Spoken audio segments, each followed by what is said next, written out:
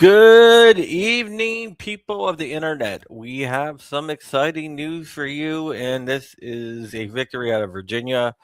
Probably one of the few victories we will get, but it is a victory, so let's go ahead and talk about it.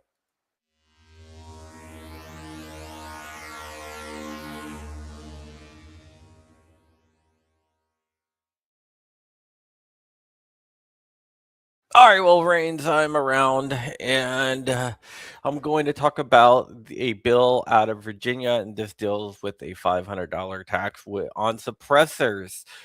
What happened was there was a bill that was in the Virginia House of Delegates that would have added a $500 tax every time you purchased a suppressor.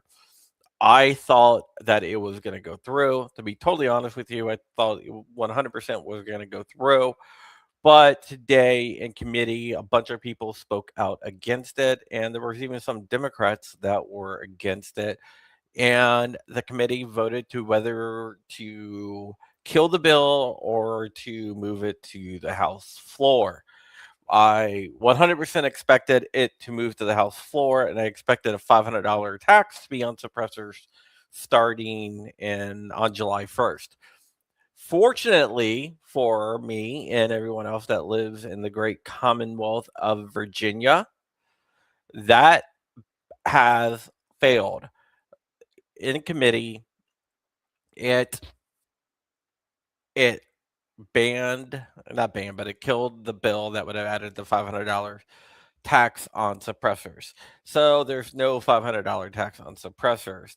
But the Senate did modify their bill for the 11% excise tax on firearms and ammunition to include suppressors.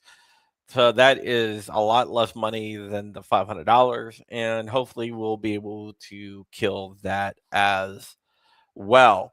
But as of right now, the bill to add the $500 tax on suppressors, and this is something that a lot of YouTubers have been talking about. This is good news, and we got to keep on pushing. We won one, but yeah, basically they were trying to price us out of exercising our God-given rights, and we were able to push back and defeat that. It's going to be interesting to see if it comes up next year, which I'm sure it will. So we're going to have to see what happens next year. But yeah, it's a good thing. I just wanted to make a quick video just to let you all know what is going on. It's not a long video, and there's a lot more work to be done in Virginia. There's tons and tons of bad laws that are sailing through with no hopes of stopping. Hopefully, anything that does pass, we can fight it in state court. I don't think it's going to be in federal court. I think a lot of these new laws are going to be changed in state court because in state court we have a better chance of winning, especially since we can sue in places like Lynchburg and other places that are more conservative, leaning with more conservative judges. And the in section in section sorry Article 1, Section 13 of the Virginia Constitution is very strong when it comes to the Second Amendment. It was written by Madison, by the way. Uh, so that also can tell you what he thought about the Second Amendment.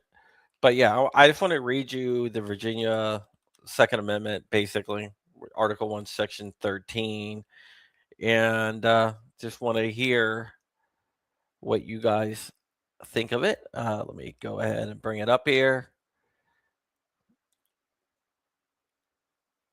It says that a well-regulated militia sounds familiar, right?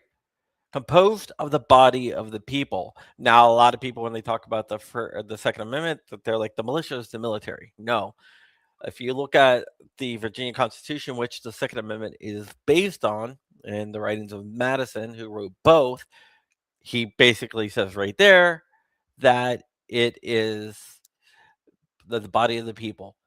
Trained to arms is proper, natural, for the safe defense of a free state. Yes, bam, there it is. Therefore, the right of the people to keep and bear arms shall not be infringed.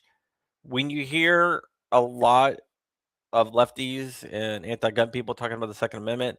They claim that the comma that separates the two clauses in the Second Amendment was a misprint, and shouldn't have been there.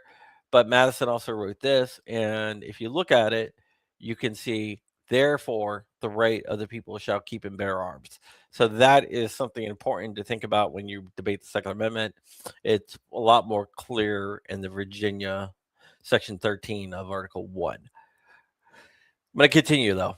That standing armies in times of peace should be avoided as dangerous to liberty, and that all cases the military should be under strict subordination to and governed by the civil power.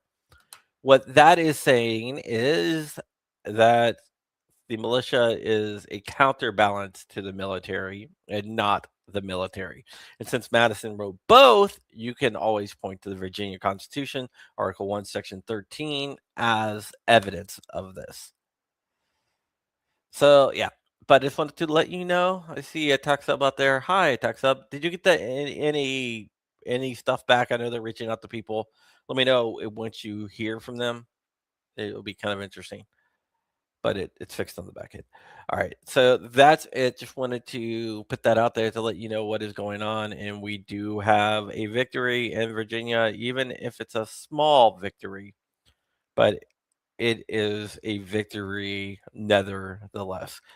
A text up got a Form 1 denied because the 4I thing, ATF has been fixing that. They're on the ones from yesterday of notifying people. So I'm not surprised yours was dealt with this morning. So I'm not surprised you haven't heard anything back yet. They're still contacting people from previous. So if anybody has a Form 1 that's denied because of box 4I, let me know, and I can probably get it fixed for you. But other than that, we are going to get out of here. Thank you so much for watching. There's tons of ways you can support the channel down below in the description, and we will see you tomorrow. Bye-bye.